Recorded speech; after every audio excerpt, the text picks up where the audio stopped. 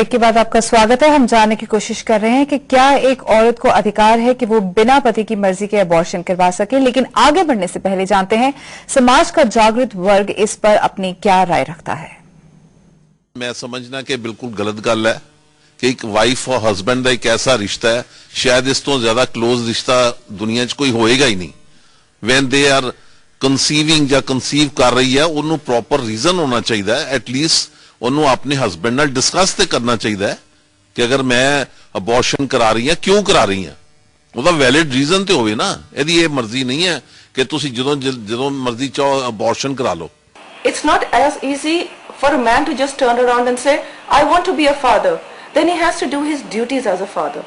And if there are already differences between a couple, they are not even residing under the same roof, or there is so much of dispute happening, differences are taking place under the same roof, it is not reasonable and morally good to bring into this world a life which cannot be given proper upbringing. It may not be correct because there would be so many other cases where women might say we don't want a baby for frivolous reasons, ki you don't want to get into the hassle of looking after a child or your figure and your other things. These are concerns nowadays with a lot of young ladies. So and also if a lot of men get into marriage for the sake of starting a family, so it's unfair to deny them a child just on frivolous grounds, which could be, these are the dangers inherent in this judgment. अगर वो force नहीं कर सकता तो उसने शादी ही क्यों करवाई? अगर उसने शादी करवाई है तो म्यूचुअली किसी अंडरस्टैंडिंग पे पहुंचना चाहिए। जहां तक फोर्सिबली कंसेप्शन का सवाल है वो तो हो ही नहीं सकता, पहली बात। दूसरी बात यह है कि अगर वाइफ नहीं मानती है तो परसुएजन होनी चाहिए, क्योंकि अगर फैमिली आगे नहीं बढ़ेगी, वाइफ को उसके फंडामेंटल राइट का भी ख्याल रखना चाहिए हस्बैंड के, कि ये नहीं है कि वो अपनी मनमर्जी कर सकती है। जब आपने मैरिज कर ली तो वहां पर दोनों की मर्जी से आगे बढ़ेगी, अदरवाइज तो वो मैरिज टूट जाएगी।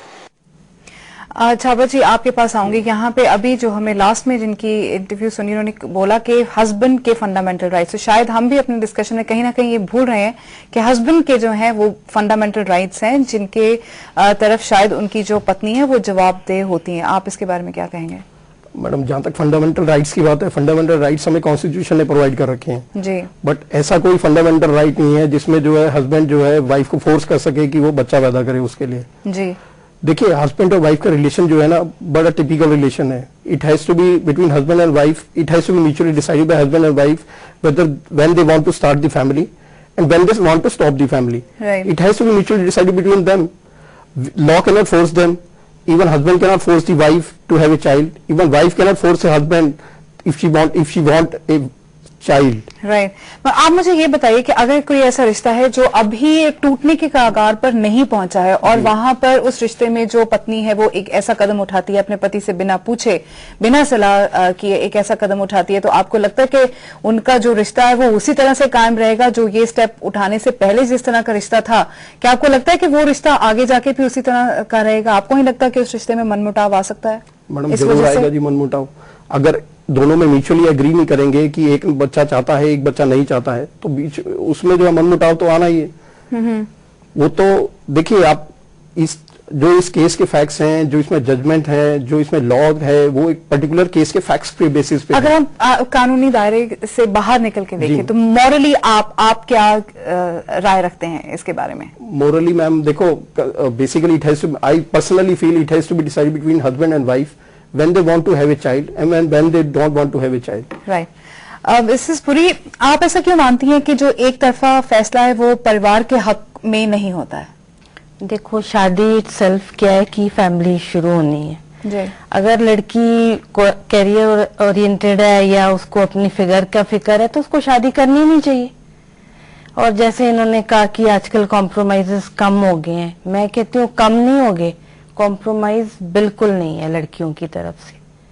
लड़कों की तरफ से भी हो सकता है कि ना हो थोड़ा बहुत, लेकिन रात को ही मैं एक सीरियल में देख रही थी, वो ये रिश्ता क्या कहलाता है, वो ननंद आती है कि भाभी को कि मेरे को डाइवोर्स चाहिए क्योंकि मेरा हस्बैंड मेरे को मूवी नहीं लेके जाता। और यही रीजंस हो गए and it was the same problem with my daughter in law also. Movie नहीं ले गए, डिनर के लिए नहीं ले गए, चलो जी। तो जब उसने कंसीव अकेले तो नहीं ना किया, बिल्कुल, लड़के ने जबरदस्ती तो नहीं ना उसको कंसीव करवाया उस लड़की मगर को। कोर्ट यहाँ पे अदालत ये नहीं कह रही है कि आप शारीरिक संबंध नहीं बना सकते हैं। यहाँ पर बना कोर्ट सकते का हैं, जो उसको बचाने के लिए तो रोक नहीं है। रिस्पॉन्सिबल टू टेक प्रिकॉशंस, ना कि इतना बड़ा स्टेप उठा लो कि जो कोर्टों में चला जाए।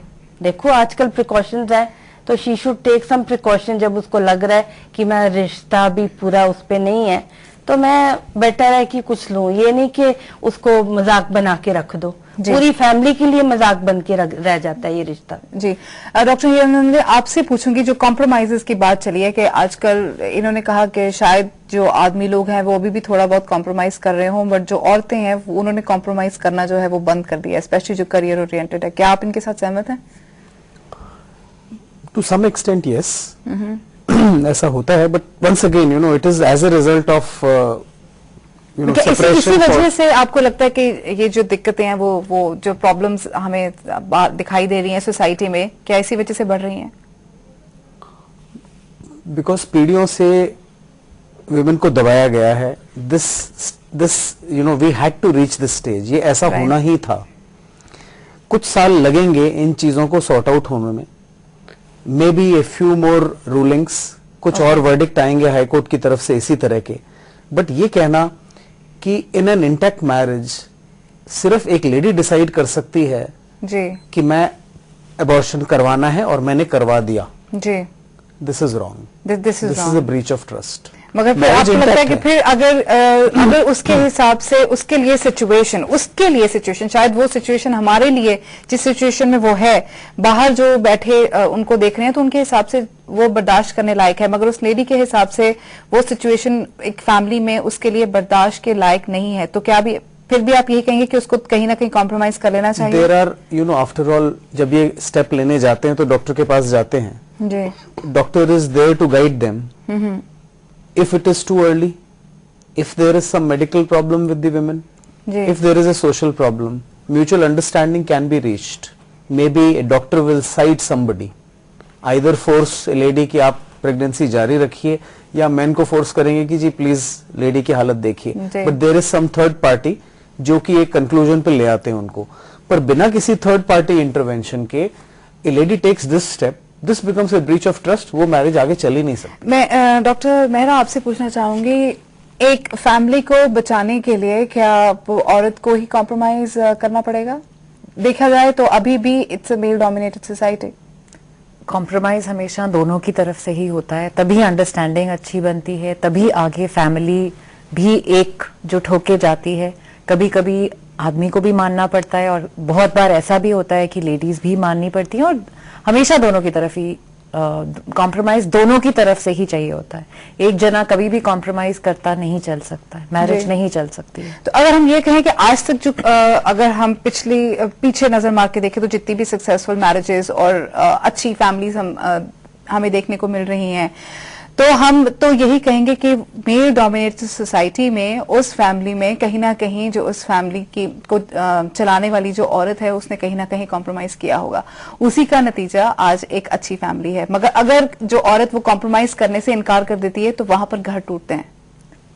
काफी हद तक ये सही है, लेकिन बहुत कॉम्प्रोमाइजेस मैंने निजी जिंदगी में भी मेन को भी करते देखा है। बहुत बार उनको मैंने देखा है, हमारे पास बहुत पेशेंट्स आते हैं, मेन को बॉम्बे पोस्टिंग मिल रही है, बैंगलोर पोस्टिंग मिल रही है, पर उनको लगता है मेरी फैमिली के लिए, चाहे मेरे को पैसे कम मिल रहे हैं, मैं यहीं पे रह जाता हूँ to stay with my family, because my wife cannot move with me और she will have to leave her job. वो अपनी नौकरी क्यों छोड़े, वो अच्छी जगह सेट है। तो बहुत बार हमने देखा है मैन अपने करियर को छोड़ के कॉम्प्रोमाइज करके जहां लेडी की नौकरी लगी हुई है, उसकी अच्छी लगी हुई है, वहां भी रुक जाते हैं। जी। बहुत बार लड़की के एग्जाम होता है और हस्बैंड कह देता है कि कोई बात नहीं, अबॉर्शन अभी ये पढ़ रही है, इसकी नौकरी है, या इसने अभी बहुत बार ऐसे होता है कि वीजा के लिए अप्लाई कर रहे हैं, बाहर जा रहे हैं, अभी इसको हम सेटल नहीं है, ये सेटल नहीं है, वो खुद सेटल नहीं है। ऐसे जैसे उन्होंने कहा कि कॉम्प्रोमाइज रीजंस जो हैं वो ये निकल आते हैं। छाबरा, एक बच्चे को जब बच्चा पैदा हो जाता है, पैदा करने के बाद उसको जो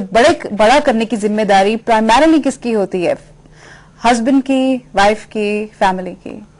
मैडम इसमें जो है basically both mother and father they are the natural guardian of the child. Right. Initially only the father was the natural guardian of the child जी। बट अब जो है कानून में बदलाव आया है और जो लेडी है उसको भी इक्वल राइट है कि वो भी जो है नेचुरल गार्डियन है बच्चे की। तो जो भी फैसला बच्चे की तरफ लेना वो कलेक्टिव होना हाँ चाहिए। जी। डॉक्टर मेहरा, अगर जो जिम्मेदारी है वो दोनों की कलेक्टिव है तो जो ऐसा फैसला लेने के लिए भी तो उनकी जो जिम्मेदारी है वो कलेक्टिव होनी चाहिए। बिल्कुल कलेक्टिव होनी चाहिए। और हम एज अ डॉक्टर भी as a human being also, मैं हमेशा अपने पेशेंट्स को कहती हूँ कि हस्बैंड को बुला लाओ, हस्बैंड से सलाह कर लो। जी। कई बार बच्चे वो लोग कहते हैं कि एग्जाम्स हैं, तो मैं हमेशा कहती हूँ जैसे अभिमन्यु ने माँ की गोद में इतना कुछ सीख लिया था, तुम्हारा बच्चा भी पढ़ा लिखा पैदा होएगा। जी। From my ways I will always see if the reason seems frivolous कि वो प्रेगनेंसी कंटिन्यू कर ले, खासतौर पे जब फर्स्ट टाइम ही वो प्रेगनेंसी को टर्मिनेट करने आ जाती है, जी। तो उसमें आगे जाके बच्चा ना होने की संभावना होती है, कई बार कोई कॉम्प्लिकेशन हो जाए। तो मैं उनको हमेशा आई ट्राई टू कन्विंस, और दोनों हस्बैंड वाइफ को बुला के ही हमेशा कन्विंसिंग किया जा सकता है। जी। मिसेस पुरी, जाते जाते मैं आपसे सवाल पूछना चाहूंगी, पति का पत्नी को और पत्नी का पति को कंसल्ट करना आपके हिसाब से इतना क्यों जरूरी है? नहीं, खाली पति और पत्नी की बात नहीं, पूरी फैमिली की। जब एक लड़की की शादी होती है जी। खाली हस्बैंड से नहीं होती, पूरी फैमिली से शादी होती है। अगर वो लोग अलग ना रहते हो तो जी। अगर वो इकट्ठे रहते हैं तो नेचुरली बड़ों को होता है कि अब फैमिली इनकी बढ़े, हम भी बच्चे देखें। अब जब लड़की चाहेगी नहीं बच्चा होना है तो फैमिली का मतलब, शादी का मतलब ही नहीं रह जाता। फिर उनको उस लड़की को शादी ही नहीं करनी चाहिए भी, सिर्फ एक एटीएम मशीन समझ के हस्बैंड को या एक मॉनेटरी सपोर्ट के लिए कह के शादी करना, इट्स नॉट राइट।